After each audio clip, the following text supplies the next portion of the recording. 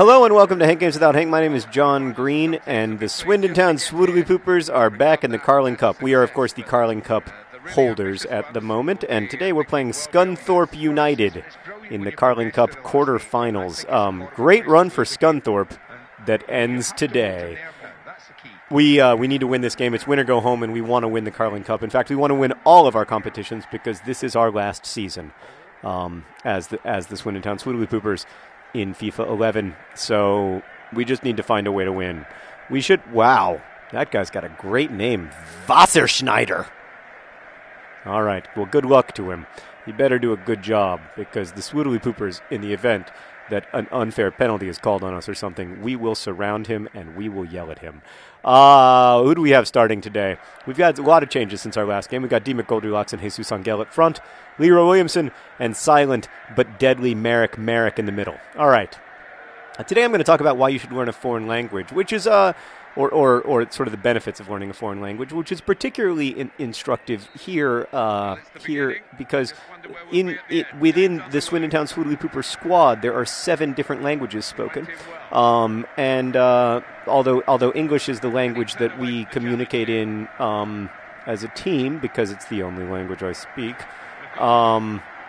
there's always lots and lots of stuff going on language-wise.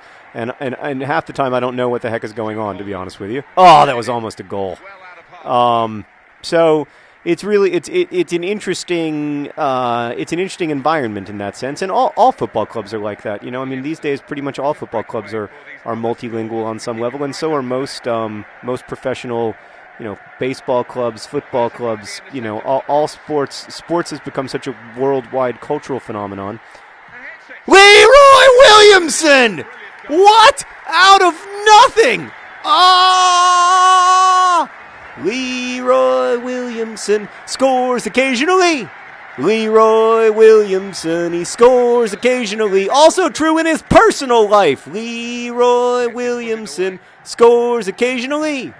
Leroy Williamson, he scores occasionally. He doesn't always score. Leroy Williamson scores occasionally.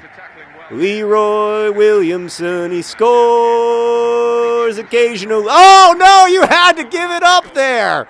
Clearly, you had to pass it to the open guy, Leroy Williamson. I was going to go straight into a second song.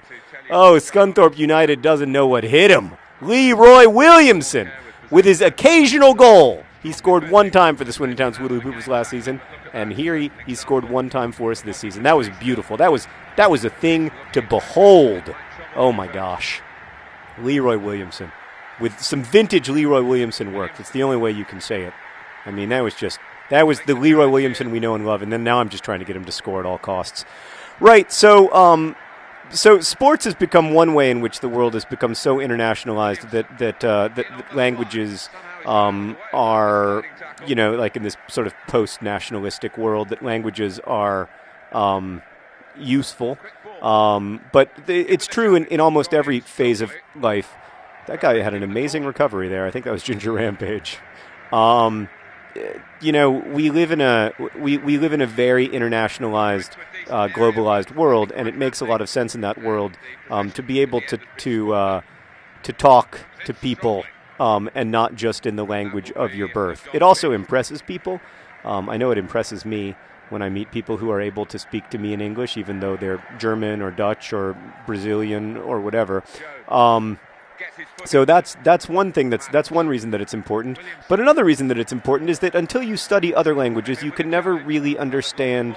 You can never really think that much about what language is or what language does. That was a very bad foul. I admit it. I was a little late there, and so you don't really.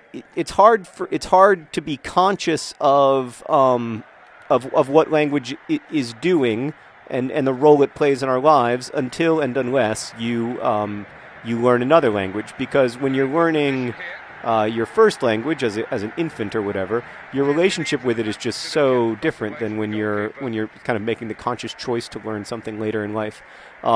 And so that's when you see how incredibly strange it is that right now I'm, using my vocal cords and and whatever to communicate ideas to you, and that you are able to get those ideas more or less immediately. Without having to sort of like translate them in your head or think about what they mean, that it's just something that's happening, and that's pretty magical. And you never really understand the power of that until you don't have it, until you're in a situation where you're learning how to get there. And once you've figured out like how people get there, it's really, I don't know, it's just really interesting. So that for me is the number one reason to learn a language. Actually, even more important than being able to communicate with people is being able to understand like how language works in your life and in the lives of those around you. So that's what I would say is the most important reason. Let's see. Hold on. It's D. McGoldrick. D. McGoldrick should have had a goal there, but he didn't. The other thing, and this is also very important to me, is that it gives you all kinds of opportunities. So I'll give you the example of my best friend Chris. My best friend Chris went to the Peace. He studied Spanish. He went to the Peace Corps, and he worked in the Dominican Republic. And then he came back and he started doing like medical interpreting for people, like sick people who only speak Spanish would need an interpreter, right? Because the doctors only speak English and the people only speak Spanish, and so they need an interpreter. This is a big job, actually. There are a lot of people who have this job, and then that from there, like Chris started to build a business where he would work with other people who were doing that, and then now, you know, he has this big business, and he also has created a lot of jobs in this field that otherwise wouldn't exist, connecting people who need these translation services with the people who can provide them. He can only do that. He only was able to be in the position to do that because he learned to speak Spanish. But even now, like he is so much more able to like just in everyday life. He uses his Spanish so much. Oh no. I mean, we can't lose to Scunthorpe. Let's focus on. We only have a 1-0 lead. Admittedly, it was a Leroy Williamson goal, but it still just counts the once. It's not like they count for two, although they should, because they are so special and beautiful. They are the rarest and most beautiful of flowers! Oh, S. Holden Goldfield, he wanted it. I think it might have been Merrick, actually. Then we could add 40 seconds of silence. I love that. I love it when Merrick scores. All right, come on. Merrick is going to do the corner kick this time. He's small, so he does the corners. Oh, we had some space there. We had a little bit of space, and it was a good idea, but it didn't work. So I just think it leads to all kinds of career opportunities because there will always be a need for people who can do the thing that you can do, no matter like what you end up. Like, I have a similar story. One of my close high school friends studied French literature, which is like, oh, that's not a very... Oh! He's big! He's red! He's found the perfect bed! D. McGoldrick. He's big! He's red! He's found the perfect bed! D. McGoldrick. Yes! Yes! Fantastic header goal. D. McGoldrick is such a finisher with his head.